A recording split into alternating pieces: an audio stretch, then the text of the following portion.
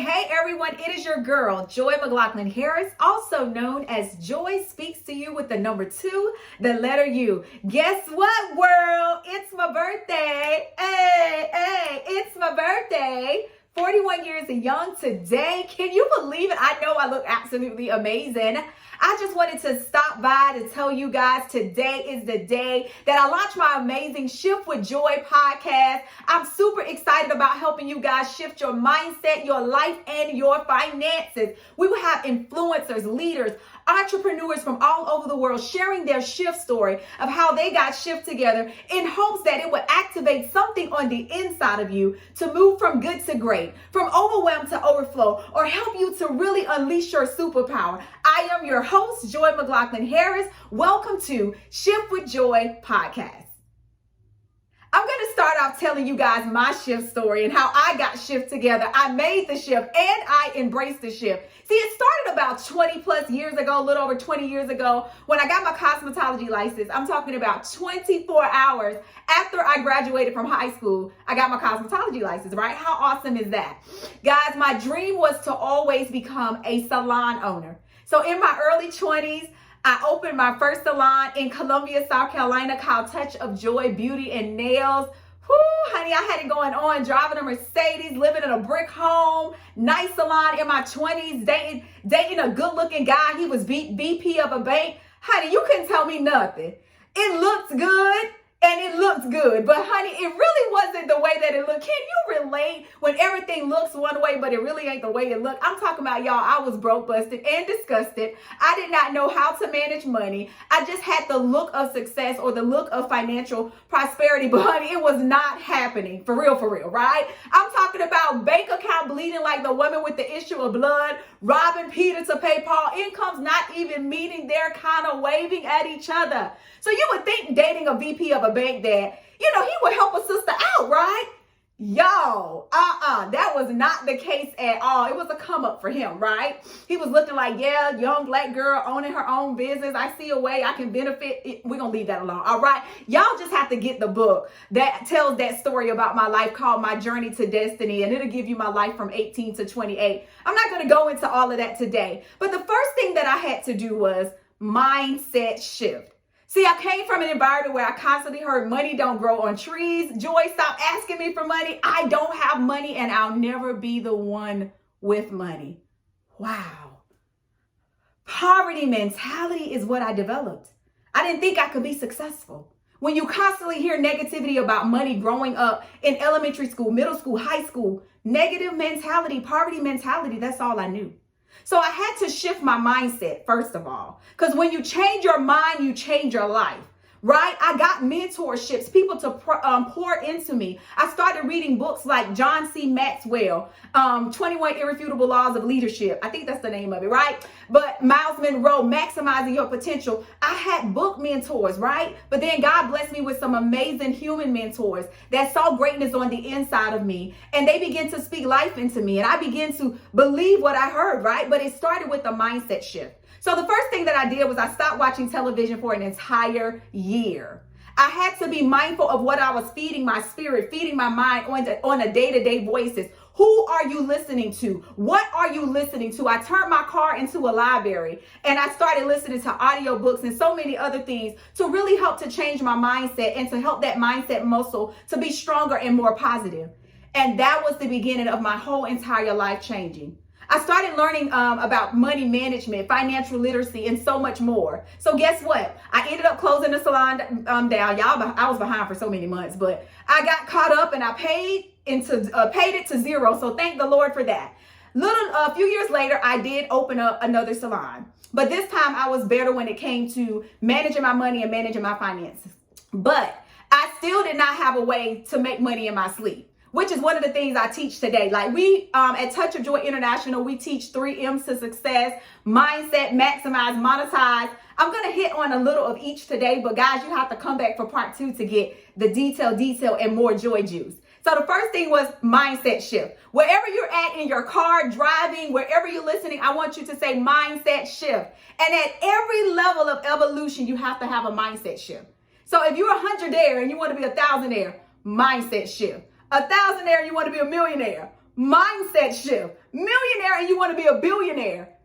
I heard you say it. Mindset shift. That's right. So now we get to the maximize, which is all about preparing your foundation for elevation. So now I'm a business owner. I'm changing. I'm now an LLC company. I am positioning my business to make more money. But guys, I still did not have a way to make money in my sleep. What I call passive income, or ways that I did not have to necessarily touch the money. Touch the business, but my money worked for me.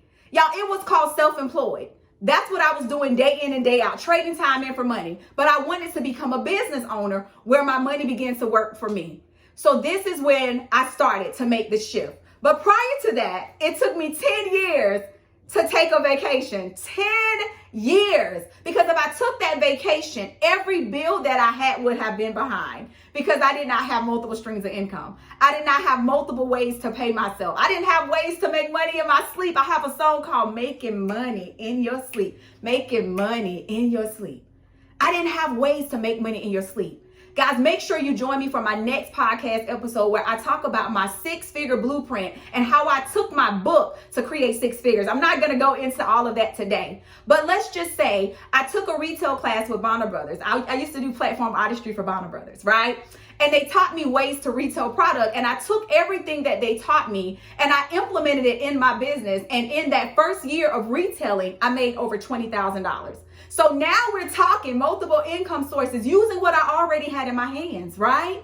That was the first thing. Second thing is I started selling hair because I was known as the commercial hair installator. I started a hairline called V Collections. So now I'm selling bundles. I'm getting good at this thing. Another income source. I got a mug. I tell everybody, if you are a business owner, you should have a mug, right? So now I can put this mug on my hair site. So now I can have products being sold and really start making money in my sleep. Guys, it gets better. I got a t-shirt for my company. So when people wear my t-shirt and they saw them in the shirt, it was a way to give advertisement, but it was also a way to reward the person that was wearing the shirt to allow them a discount. So now I'm getting very smart as a business owner and I'm learning how to make my money work for me. Guys, it gets better. This is all about making the shift, guys, making the shift. So then 10 years later, I finally hit my 6 figures. I take a vacation. And now I have gotten to the point where I am making more money not being at work than being at work. I closed that. Oh, by the way, I'm a salon owner again, but I made a shift and I closed that salon, opened up a different salon. And instead of having a wide open space, I got individual suites. So now people are paying $200 to $300 a week for me for all the suites that was in my salon. Stop counting my money. I'm not going to tell you how many suites was in the salon. But guys, I made a lot of money. Can somebody say a lot of money? Lot of money. And I'm still at this point now, I'm actually in my 30s. I'm in my 30s. Here it goes. I got pregnant.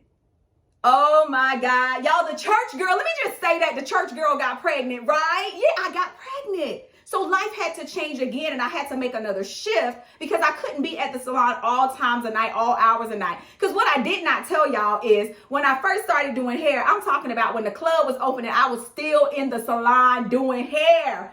Any of my beauty industry professionals can relate to that. I'm talking about we in there. Okay, I'm going to leave that alone. I'm going to leave that alone. So guys, doing hair all night. So when I had my baby, that had to stop. Things had to shift. Things had to change. Can somebody say shift? Shift. Things had to shift for me. So with my smart sale, the salon was doing so well. So why close it down? See, one of the things I do when I help entrepreneurs get shift together is we look at what they're shifting from to see, hey, maybe we can sell this. Or if we can't sell it, let's see how we can use it. Because remember, Romans 8 tells us that all things work together for the good of those that love the Lord. So whatever it is working for your good. So if you're at that place where you need to make that shift, make a decision and make the shift. It's going to get better. Y'all keep following me. Y'all heard me say 10 years to 6 figures, right? I sold my salon. Oh my God, it was one of the hardest things that I had to do. But with the way my mind set up, why just close it down when it was doing so well? So I sold my salon. I sold my, and check this. I did not own the brick and mortar. I sold the brand. Whew.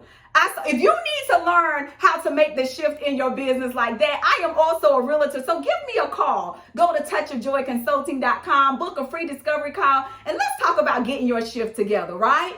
So guys, I made the shift from something familiar to something unfamiliar. I was beauty industry over 20 years, launched a consulting company, something totally new. Y'all stay with me. The story gets better. The story gets so much better. So I continue to work in my consulting company, which is now 4.5 years today. Woo! We're actually a little over 4 years old, right? And guess what happened? Within my first 4 years in business, it only took me a few years to get to 6 figures, but I had my first 6-figure month. What about if I never made the shift? Because see, for some of y'all, 6 figures a year is okay. But for me, the way my life's set up, I got a 6-year-old and a husband that likes nice things, including myself, right? I am the nice thing. But anyway, okay, focus. So therefore, I need more. I want to be able to create an inheritance for my children and children's children. I want to be able to have something to leave, right? I want to purchase real estate, buildings, and do so many other things that takes financial resources. So if you're the person today and you're listening to this story and you're trying to decide, should I make the shift from something familiar to unfamiliar? I pray my testimony inspires you and activates something on the inside of you to make the shift from good to great, to make the shift from ordinary to extraordinary, to make the shift from overwhelmed to overflow by making a decision. See yourself there, because how you see it is how you experience it. Oh, I got to come back and share a testimony about that. Part 2. That's going to be in part 2. So then I made the shift, guys. But after making the shift and launching my company, y'all are not going to believe this. I started to find myself being loyal to the yesterday's me, the survival mode me. So although I was doing okay financially, I was no longer surviving but thriving. I still found myself making decisions out of struggle. Whew. So that is when I got COVID. And during COVID, I kept hearing the word in my spirit, embrace, embrace, embrace. And the Lord said, you have not embraced your shift. And I remember, let me rewind a little bit. I remember being at the Ritz-Carlton in California a year earlier and seeing all of these successful women. Get yourself in rooms where you're not the smartest person. And you begin to see people make $250,000 in a day. You get in rooms where people make $1 million a day. It changes how you see things. And I remember standing on the top of that Ritz-Carlton building in California, looking out into the Pacific Ocean. And I said to myself, I'm always saying, God, you did not design me for neighborhoods, but for nations. But did I really embrace it? It wasn't until that day that I embraced it, because I was inspired. There was something that was activated on the inside of me because I was in the room of movers and shakers and influencers that was doing much better than I was financially. And they had a lot more experience. Right? And I remember going to the cafeteria. I said the cafeteria. I remember going down and to the the kitchen, the cafeteria. It was the restaurant at the Ritz-Carlton, and the oatmeal was $15 and Holiday Inn oatmeal was like $5. And I'm not gonna lie, y'all. I'm not gonna lie. I took a deep breath, and I was like $15, and then embrace the environment, embrace the atmosphere. Because see, what I want to say to you is, when you shift where things are, you can charge more for it. And in that moment of aha, I realized I was the environment. And I no longer had to shrink back to yesterday's thinking, yesterday's price models, and yesterday's way of doing things. I called my assistant immediately, take down the DR retreat, because I did not price it at the right price. The people that I'm getting ready to attract are going to be at another level. So therefore, because I am elevating and evolving, so is the people that I'm attracting. That is not the retreat that I'm supposed to be doing right now. Take it down. We need to reprice it. We need to do some things different, because there was a new confidence in me in that moment of realizing, Joy, that when you shift atmospheres and environments, things change, prices change, everything changes. And that oatmeal, that oatmeal. So I pray for the person that's struggling with their price increase or struggling with the environment or where you're at. When you make the shift, everything around you shift. Everything changes. So I came back from California. Now I can come to the story of having COVID. And in that week, you guys see the book behind me, Embracing the Shift from Overwhelmed to Overflow. I wrote the book. I embraced my shift. And when you embrace shift, you experience shift differently. So I pray that something that I said today has inspired you to get shift together. I'm going to come back and I'm going to share more detail and share more ways of how I have been able to create passive income, monetize my business, and so much more.